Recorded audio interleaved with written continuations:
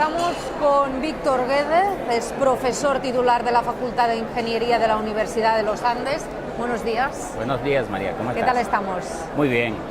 Me comentaba ahora hace un rato, he estado en todos los ORP desde el inicio. ¿Cómo ve esta evolución y cómo ve este Congreso Internacional? 16ª edición ya. Ya, sí. Ha pasado muchísimo tiempo. Cuando se comenzó con los ORP, el primer intento que se hizo de un precongreso se hizo en Barcelona en el año de 1999 y el primer congreso internacional se hizo en Tenerife en el año 2000.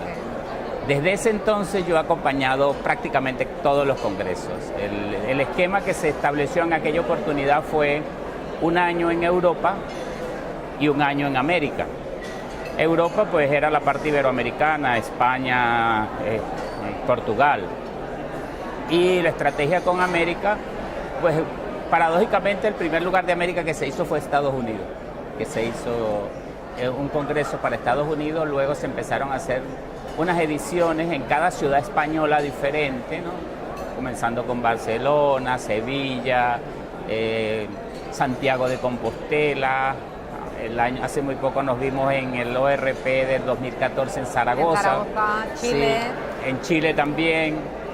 Y por primera vez el Congreso llega a Colombia, cosa que me parece una excelente noticia. Y más en una ciudad como esta que tiene toda una historia y un pasado extraordinario, ¿no? Cartagena de India, desde que uno es niño lo ha leído en todos los libros de aventuras del mar. ¿Qué le está pareciendo? Hemos escuchado al señor Urarte, hemos escuchado a Rodrigo Paredes hace unos minutos. Sí. ¿Cómo está viendo este inicio? Creo que han entrado con mucha fuerza, incluso el mismo Pedro Mondelo que no hace exposiciones muy largas, hizo una exposición con bastante de tiempo, muy atinada como todas las que él hace, y el señor que expuso luego fue tremenda conferencia, extraordinario la conferencia introductoria que hizo el doctor, sobre todo el recorrido de toda la historia de la humanidad en la parte tecnológica, me pareció como un abrebocas extraordinario. Vamos a hablar de su papel aquí en ORP, va a dar una charla titulada Factores de riesgos psicosociales en planta termoeléctrica, proyecto chino-venezolano. Vamos a hablar de este proyecto. ¿Qué condiciones de riesgo psicosocial desfavorables se encontraron? Sí. Bueno, en primer lugar yo voy a comenzar por lo siguiente, antes de hablar de la parte, digamos, estrictamente psicosocial. Es muy interesante para América Latina hablar de los proyectos que se están realizando con China.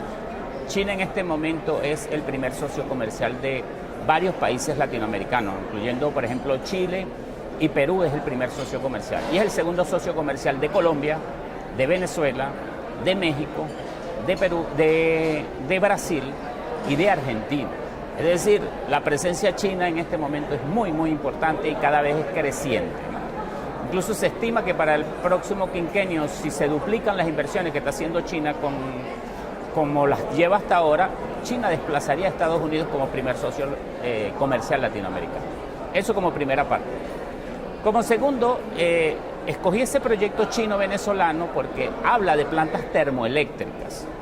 Las plantas termoeléctricas están de moda, sobre todo las de ciclo combinado, que en España también comenzaron en el año 2002 y hoy en día ya se tienen 40 grandes proyectos de plantas termoeléctricas. Nosotros tenemos un socio que ha sido nuestro sponsor aquí muchas veces, que es Gas Natural, y Gas Natural es uno de los fuertes fabricantes de plantas de ciclo combinado. Ellos hicieron la instalación en Barcelona, del puerto de Barcelona, y montaron dos grandes plantas de 425 megavatios cada una, es decir, son 850 megavatios que suplen a toda la zona de la parte donde está Mare Magnum, todo el puerto de Barcelona, es decir, la mitad de la energía viene de esas plantas que montó allí Gas Natural. ¿Por qué se pusieron de moda? Bueno, primero porque son extremadamente eficientes. Una eficiencia de una planta de ciclo normal, de ciclo de vapor, generalmente no supera el 35% de su eficiencia. Pero las plantas de ciclo combinado alcanzan eficiencias por encima del 60%. Por ejemplo, la de Barcelona tiene un 59%. La que se está montando en Venezuela ahorita está alrededor por encima del 55%. Y es el futuro. Es decir, estas plantas trabajan con gas, el gas es una energía fósil pero es limpia, y sin embargo es una tecnología compleja que se está instalando en un lugar bastante, diríamos, rural.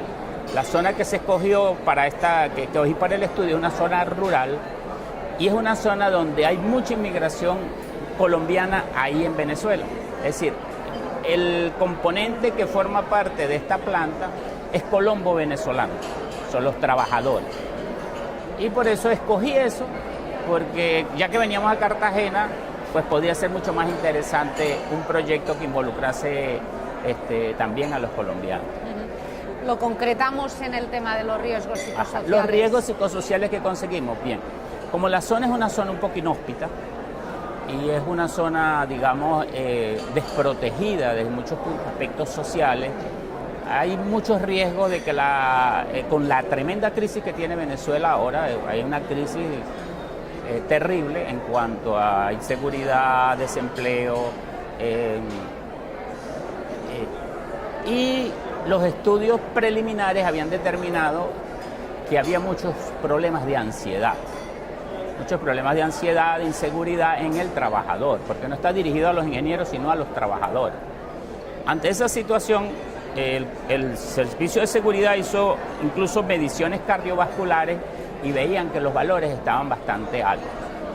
Y hubo la necesidad, entonces, de hacer una valoración, buscar un mecanismo de cómo medir aquello, un poco de lo que habló el profesor Pedro Mondelo en la intervención inicial, donde decía que hay que medir. Bueno, buscamos un instrumento que lo desarrolló el Instituto Navarro de Seguridad, con el cual se podía hacer una primera aproximación a esos riesgos psicosociales, cómo se comportaban los trabajadores ante una nueva cultura, una nueva manera de trabajar, un número de jornadas laborales diferente al que manejamos aquí en Latinoamérica.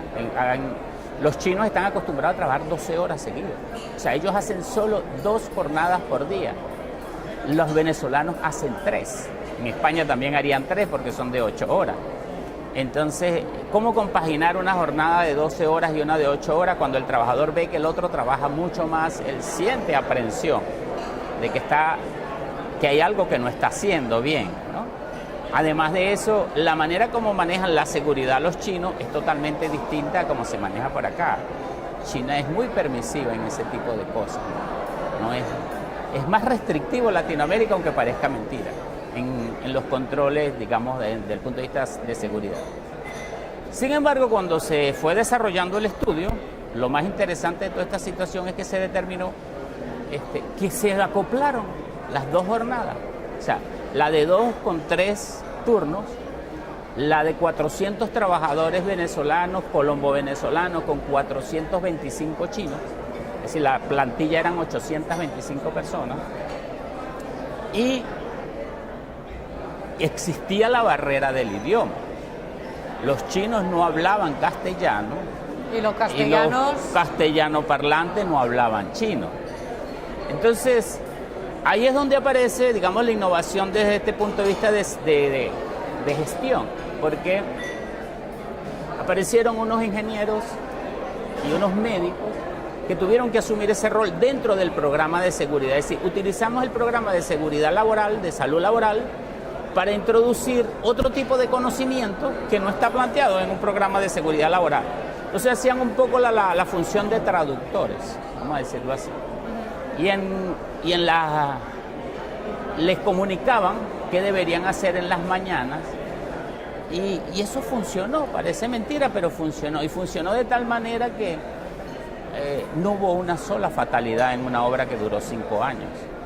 Las enfermedades laborales que se tuvieron fueron enfermedades comunes. Es decir, a pesar de todo ese entorno hostil, se logró obtener un objetivo mayor, ¿no? Con toda esa hostilidad, dentro de la empresa se creó una burbuja donde las personas empezaron a sentirse mejor. Y uno de los aspectos psicosociales que salió mejor valorado precisamente fue la cohesión. Y el peor valorado fue la falta de implicación en la toma de decisiones, cosa que la condición cultural los sacaba de contexto, ¿okay?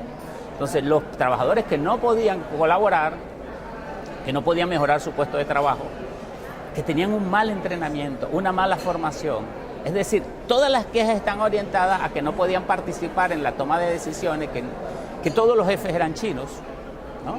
Y que solo recibían órdenes y que su formación era baja para ese tipo de tecnología.